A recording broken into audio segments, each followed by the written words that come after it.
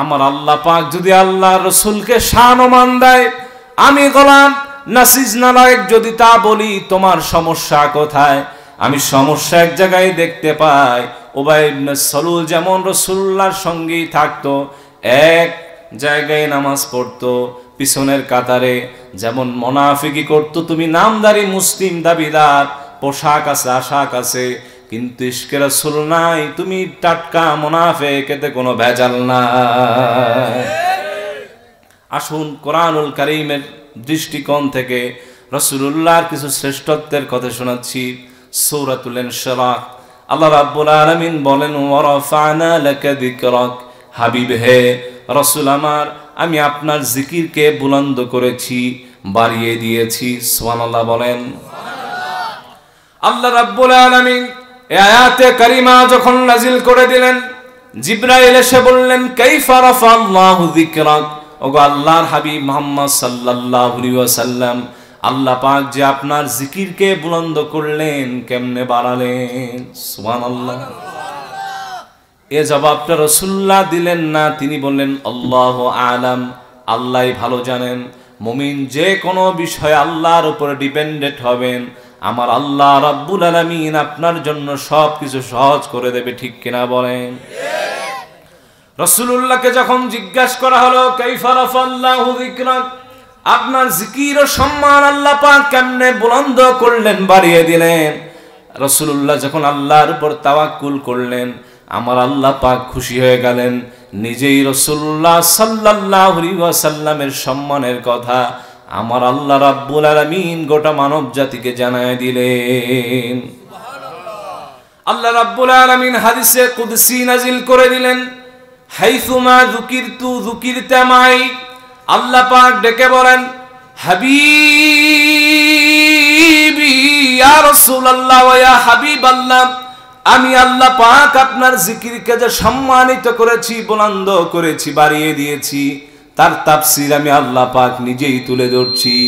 ইযা যুকিরতু যুকিরতা মাই, হাবিব মুহাম্মদ সাল্লাল্লাহু আলাইহি ওয়াসাল্লাম, যখন আমি আল্লাহ পাকের জিকির স্মরণ হবে, আমি আল্লাহ পাক আপনার জিকিরকে আমার সঙ্গে সমুন্নত করব। সুবহানাল্লাহ বলেন।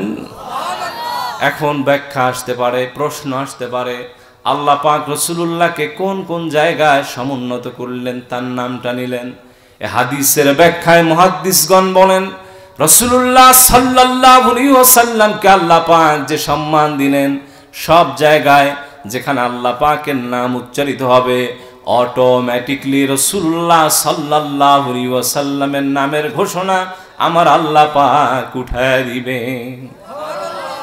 তবে এখানে বিশেষ করে বোঝানো হলো, যখন মুয়াজ্জিন আজান দেয়, 5 ওয়াক্ত আজান দেয়, ঠিক কিনা বলেন?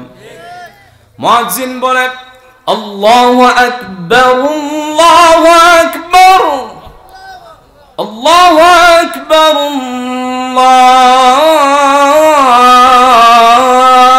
আল্লাহু আকবার, আশহাদু আল্লা ইলাহা ইল্লাল্লাহ।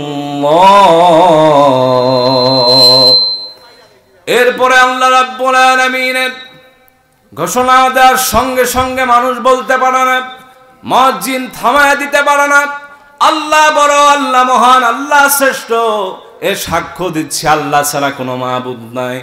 এ কথাটা বলে মুয়াজ্জিন তার আজানটা সমাপ্ত করে না, সমাপ্ত করলে আজানই হয় না, ঠিক কিনা বলেন? সঙ্গে সঙ্গে মুয়াজ্জিনকে ঘোষণাও দিতে হয়, আশহাদু আন্না মুহাম্মাদার রাসূলুল্লাহ।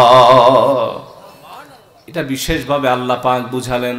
তবে এছাড়া দুলক ভুলক আর শাজিম পর্যন্ত আমার আল্লাহ রাব্বুল আলামিন তার হাবিবের শান ও মান বাড়িয়ে দিয়েছে। পয়েন্ট শোনাবো 5টা। কয়টা? 1 নম্বর হলো রাসূলুল্লাহ হচ্ছেন আমাদের জন্য ঈমান। সুবহানাল্লাহ বলেন। কোন ব্যক্তি যদি বলে আমি আল্লাহর উপরে বিশ্বাস আনলাম, রাসূলুল্লাহকে আমি রাসূল হিসাবে মানি না, ইসলাম তাকে কোনোদিন মুসলিম বলবে না, মুমিন বলবে না। কারণ রাসূলুল্লাহ সাল্লাল্লাহু আলাইহি ওয়াসাল্লামের উপরে বিশ্বাস আনা প্রত্যেক ব্যক্তির জন্য আল্লাহ পাক আবশ্যক করে দিয়েছেন। এখন আপনি রাসূলুল্লাহকে মাইনাস করতে চান, পারবেন নাকি? সম্মান বাড়াচ্ছেন কে?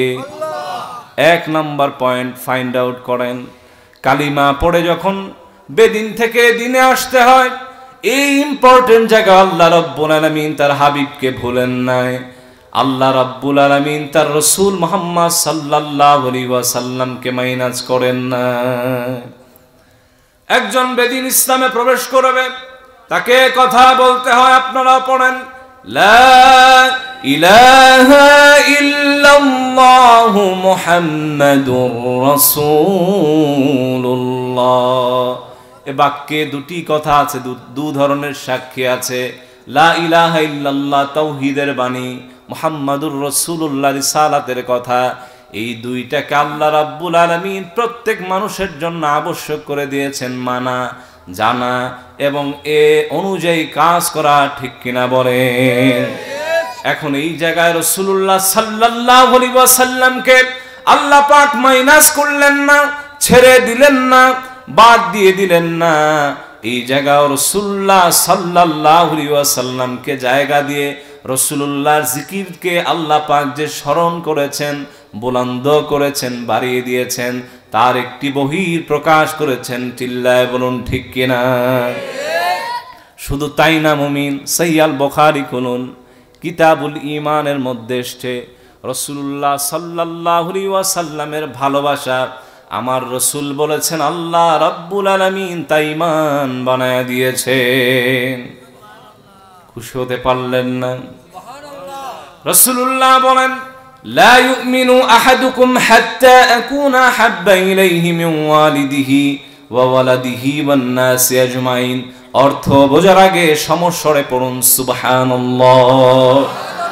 আমার আল্লাহর হাবিব আখিরি নবী, নবীগণদের মাথার তাজ মুহাম্মদ সাল্লাল্লাহু আলাইহি ওয়াসাল্লাম জানায় দিলেন, উম্মত আমি তো ঈমান, এটা তো মানতেই হবে। শোনো, তাই না আমি রাসূল তোমাদের কাছে যদি পৃথিবীর সব মানুষের চাইতে ভালোবাসার পাত্র না হই, অধিক ভালোবাসা না অর্জন করতে পারো আমার ব্যাপারে, আমি রাসূল বলি প্রকৃত মুমিন এখন পর্যন্ত হতে পারো না। তাহলে এখানে রাসূলুল্লাহর সম্মান আছে না নাই?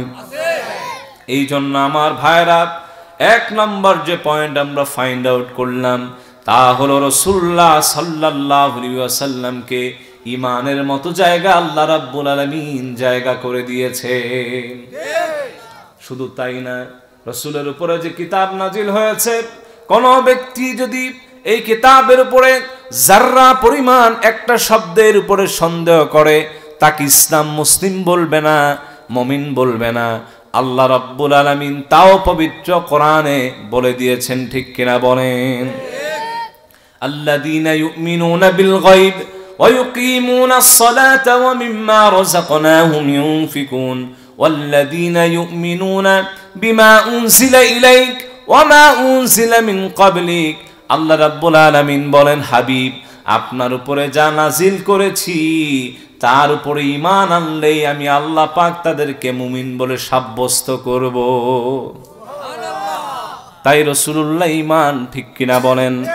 কিন্তু একদল গোশতাকে রাসূল আছে, তারা বলে রাসূলুল্লাহ সাল্লাল্লাহু আলাইহি ওয়াসাল্লামের এই যে কালিমা যা পড়ে একজন ব্যক্তি মুমিন হয়, তাতে নাকি শিরিক আছে। চিল্লায় পড়েন নাউযুবিল্লাহ।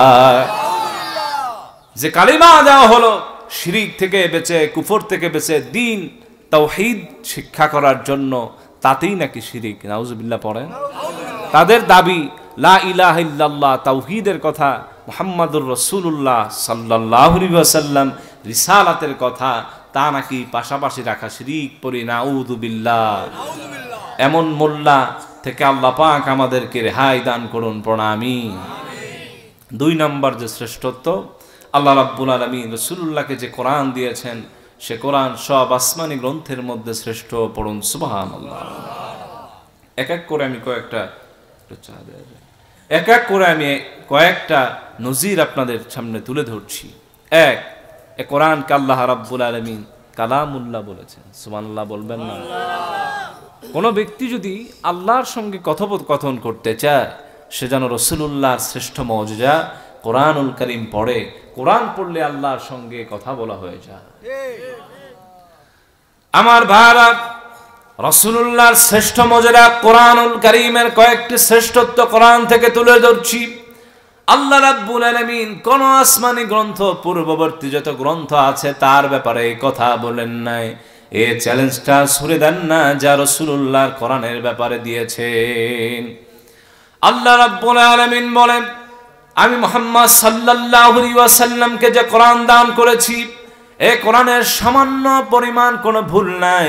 ভুল তো থাকতে পারে, এমন সংশয় পবিত্র কোরআনের মধ্যে আমি আল্লাহ পাক স্থান দেই নাই। পরিচিত আয়াত আপনারা পড়ুন, আলিফ লাম মিম যালিকাল কিতাবু লা রাইবা ফীহি হুদাল লিল মুত্তাকিন। জোরে পড়ুন আল্লাহু আকবার। আপনারা যারা পিছনে আছেন আপনারা বসে যান। কোরআনের একটা আদব আছে না নাই? আল্লাহ পাক বলেন, যখন তোমাদের সামনে কোরআন তেলাওয়াত হয় তখন মনোযোগ সহকারে শ্রবণ করো। তা আমরা যদি এভাবে হাঁটা চলা করি, দাঁড়ায় থাকি, মনোযোগ থাকবে?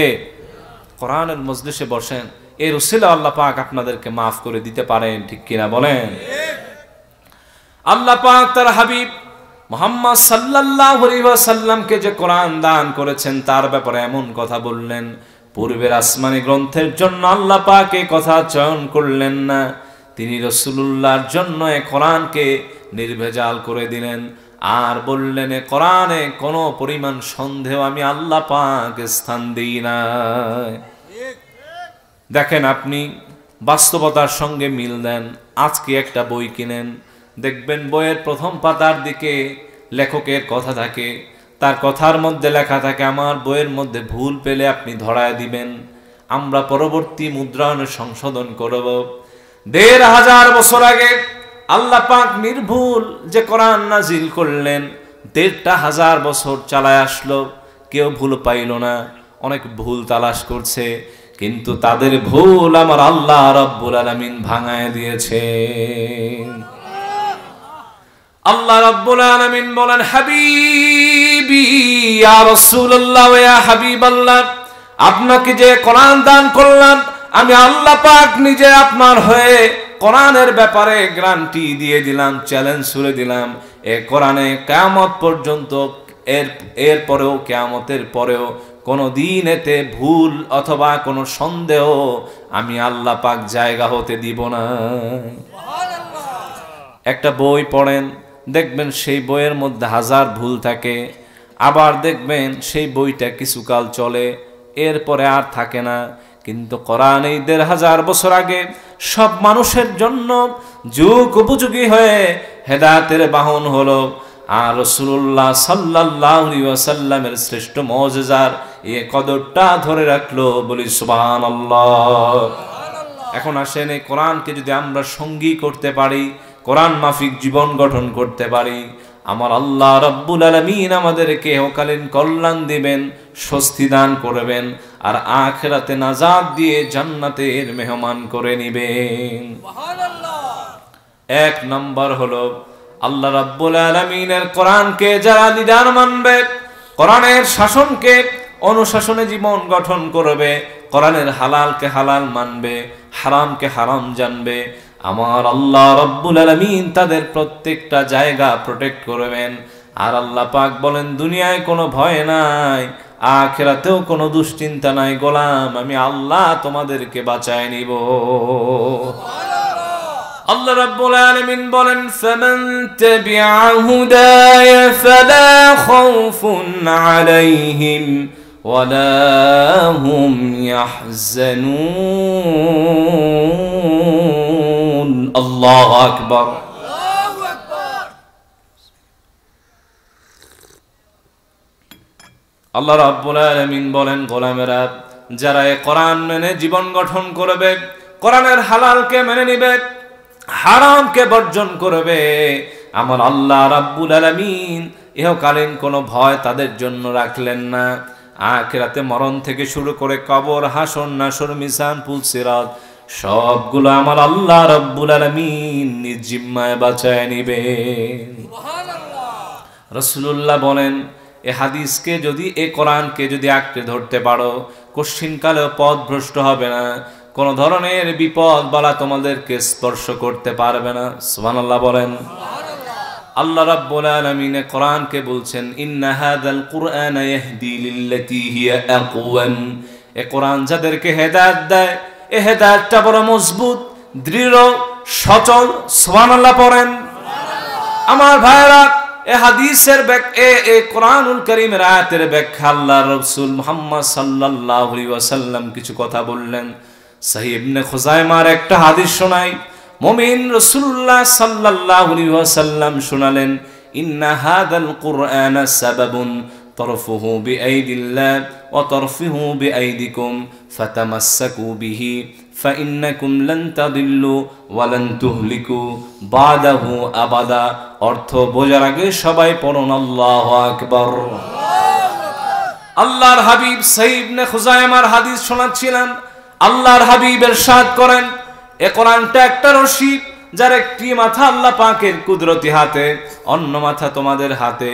তোমরা যদি এই রশিকে আঁকড়ে ধরতে পারো, কশ্চিনকালেও পথভ্রষ্ট হবে না, কোন ধরনের পাকড়াও তোমাদেরকে স্পর্শ করতে পারবে না। বলি সুবহানাল্লাহ।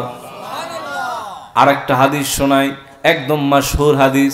রাসূলুল্লাহ সাল্লাল্লাহু আলাইহি ওয়াসাল্লাম বিদায় হজ্জে লক্ষাধিক সাহাবায়ে কেরামকে সামনে নিয়ে কোরআন ও তার সুন্নাহর ব্যাপারে যে কথা বললেন, এই দুটির মাধ্যমে যদি আমরা জীবন গঠন করতে পারতাম, ফিলিস্তিনে আজ মার খাওয়া লাগতো না, বাংলায় অপমান হওয়া লাগতো না, শাহানশাহর মতো জীবন যাপন করতাম, গোটা পৃথিবী মুমিন মুসলিমের পায়ের সামনে এসে যেত। ঠিক কিনা বলে? রাসূলুল্লাহ বলেন, তারাকতু ফীকুম আমরাইন লান তাদিল্লু মা তামাসসাকতুম বিহিমা কিতাবাল্লাহ ওয়া সুন্নাত রাসূলি। সুবহানাল্লাহ পড়েন। রাসূল বলেন, দুটি জিনিস তোমাদের জন্য রেখে যাচ্ছি, একটা হলো আল্লাহর কোরআন, দ্বিতীয় হচ্ছে আমার সুন্নাহ।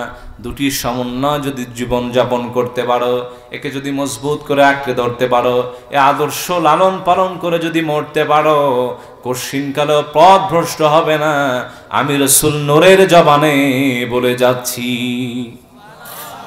আজ দেখেন, ঘরের মধ্যে অশান্তি, সমাজের মধ্যে অশান্তি, দেশের মধ্যে অশান্তি, যে জায়গায় মুসলমান আছে শুধু মায়ের আর পিট্টি খায়, আছে না নাই? দেখেন, আপনি দুটি কারণই পাবেন। এক হলো কোরআনের সঙ্গে কোনো সম্পর্ক নাই। ঠিক কিনা বলেন? বিরক্ত হচ্ছেন নাকি? কোরআনের সঙ্গে সম্পর্ক নাই। আগের জামানাটা কেমন ছিল? কোরআনের কারণে, কোরআনের বদৌলতে আল্লাহ পাক রহম দিয়ে ভরে দিয়েছিলেন। কিন্তু আজ কোরআন নাই বলে এই জায়গায় সকাল বেলায় মানুষ মারা যায়, আর সন্ধ্যা বেলায় সেই বাড়িতে ডিজে গান হয়ে আছে না। দেখেন, বাড়ির নাম রাখে শান্তিনীর, স্বামী আর স্ত্রী মারামারি করে জাহান্নামের কীট হয়ে যায়, আছে না নাই? কারণ একটাই, কোরআনের সঙ্গে সম্পর্ক নাই, রাসূলুল্লাহর সুন্নাহর সঙ্গে সম্পর্ক নাই। এজন্য ভাইরা, আজ থেকে ওয়াদাবদ্ধ যদি হতে পারেন, রাসূলুল্লাহর শ্রেষ্ঠ মুজিজা কোরআনকে যদি আঁকড়ে ধরতে পারেন, রাসূলুল্লাহর ১৫০০ বছর আগে ছেড়ে যাওয়া সেই গরীব সুন্নাহগুলোকে যদি আমি আর আপনি বাস্তবায়নে আনতে পারেন, প্রত্যেকটা সমাজ স্বর্ণের সমাজ হয়ে যাবে। ঠিক কিনা বলেন? দেখেন, যে সমাজে কোরআন ছিল সে সমাজের কিছু নজির তুলে ধরি। আর ৫-১০ বছর আগে দেখতেন ৪ ভাই ৫ ভাই একসাথে খেত, কোনো টু শব্দ ছিল না। স্ত্রীর মধ্যে, অন্য পরিবারের সদস্যের মধ্যে এত হিংসা ছিল না, কারণ তখন প্রত্যেকটা ফজরের পর পর প্রত্যেকটা মা বাবা সন্তান সবাই কোরআনুল কারীম ধরতো আর পড়তো। এজন্য আল্লাহ পাক সমাজটারে নূর দ্বারা ভরে দিয়েছিলেন।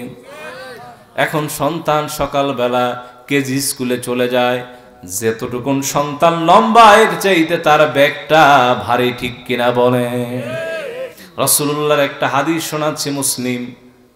এই হাদিসটা যদি মানতে পারেন আর সন্তানদেরকে হাদিস মোতাবেক যদি চালাতে পারেন, আমার আল্লাহ রাব্বুল আলামিন আপনার সন্তানদেরকে হযরতে হাসান হুসাইনের মতো মর্যাদা দিয়ে দিবে।